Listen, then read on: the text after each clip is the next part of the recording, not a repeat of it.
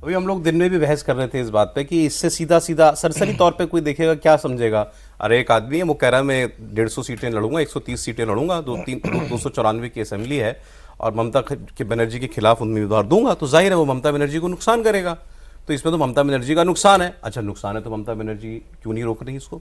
कोई कहेगा कि ममता जी अगर हुमायूं कबीर ने, अब वो बाबरी के नाम पे एक आइकॉन बन गया है, उसको अभी उसको पूरी तरह पार्टी से निकाला नहीं है, सस्पेंडेड है, ये निकाल भी दिया। अगर इस काम को रोकेंगी तो मुसलमानों की नज़र में वो गुनहगार हो जाएंगी, तो वो नहीं करेंगी ममता बनर्जी। किसी ने मुझे इसमें एक अलग एंगल दिया, आप लोग कितना सहमत हैं? तो कहा कि ममता जी ये इसलिए होने दे रही हैं, इससे इस सामाजिक सौहार्द को खतरा जो हमारे यहाँ बात बात पे हो जाता है, इससे हो सकता है कि नहीं हो सकता? हो सकता है ना। And she is the chief minister, कायदे में उनको रोकना चाहिए था कि भाई तुम जो काम कर रहे हो इसमें बहुत आग वाला खेल है, मत खेलो। वो क्यों होने दे रही हैं? किसी ने कहा वो इसलिए होने दे रही है कि ये तो उनका वोटर है, ये तो एनर्जाइज हो रहा है। आज वहां आके आदमी कुछ भी कहे हुमायूं कबीर के लिए, हुमायूं कबीर बड़ा अच्छा काम कर रहा है, हुमायूं कबीर मेरा नेता है, कोई ये भी कहता है मैं हुमायूं को वोट दे दूंगा। जब आएगी बीजेपी से टक्कर की नौबत अप्रैल में, एक तरफ बीजेपी और दूसरी तरफ ममता, कहां जाएगा मुसलमान? सारी एनर्जी ममता जी के कहां जाएगी? कहां जाएगा? वहीं जाएगा ना। तो ममता बनर्जी इसको जानती है, वो कह रही है अच्छा ये तो वो एनर्जाइज हो रहा है, वो जब अब और दमखम से निकलेगा वोट करने के लिए, और वोट मेरे सिवा कहां जाएगा, मेरे पास ही आएगा। But everybody is playing with fire. मैं इसमें सौरभ कहूँगी कि पॉलिटिक्स तो एक अलग है। मैं आपको इसमें बताती हूँ कि अंबेडकर, जैसे डॉक्टर बी आर अम्बेडकर ने 1945 की जो उनकी बुक थी पाकिस्तान और द पार्टीशन ऑफ इंडिया, उसमें भी उन्होंने लिखा हुआ है और साफ साफ सोशल स्टैग्नेशन एक चैप्टर में, कि Muslim politics is all about religion. और आज भी आप देखिए 75 साल मतलब पार्टीशन हो चुका है, इतना ब्लडेड पार्टीशन हुआ, आज भी कुछ बदला नहीं है। उसमें लिखा हुआ है, तब के टाइम में वो लिख रहे हैं कि ये मस्जिद के अराउंड ही उनके इश्यूज रिवॉल्व रहते हैं, या फिर हिंदुओं के अगेंस्ट जो इनका रिलीजन का ही मामला होता है, सिर्फ वही इनका पॉलिटिकल इश्यू बनता है। तो आज भी देखिए, आपने जैसे शुरू में कहा था कि ये एक लोग बहुत इससे जुड़ रहे हैं, अकेला ये इशू नहीं है। इसी साल वक्फ अमेंडमेंट बिल के नाम पर पूरे देश भर में प्रोटेस्ट हुए और वायलेंस हुआ।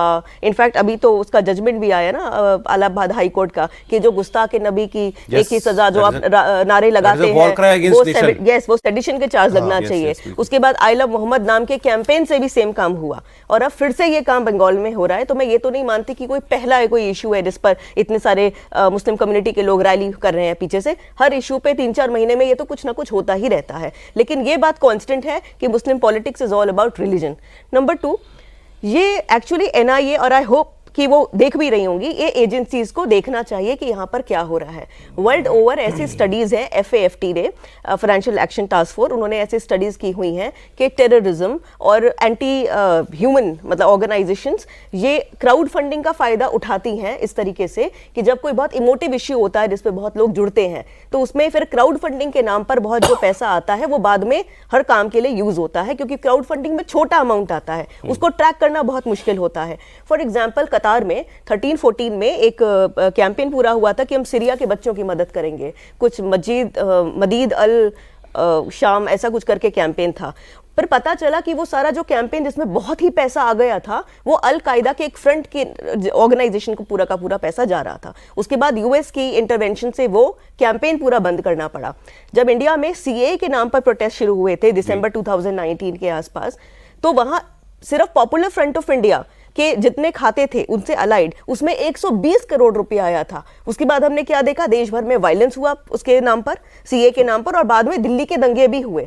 और वही पैसा कहां कहां जाता है। जरूरी नहीं कि हर चीज के असर तुरंत 3-4 महीने में भी दिखे, क्या पता वो ऐसी किसी, जैसे अभी कुछ ना कुछ टेरर मॉड्यूल बस्ट होता रहता है ना, वो वहां पे भी जाते होंगे। तो मुझे लगता है इसकी फंडिंग की जांच, मुझे लगता है इसकी फंडिंग की बिल्कुल जांच होनी चाहिए, क्योंकि जैसे इन्होंने कहा कि 2 करोड़ तो ये ऑफिशियली बोल रहे हैं, लेकिन बहुत सारा आ गया होगा ऐसे ही जिसकी कोई काउंटिंग नहीं होगी, जो कैश में आया होगा या काइंड में आया।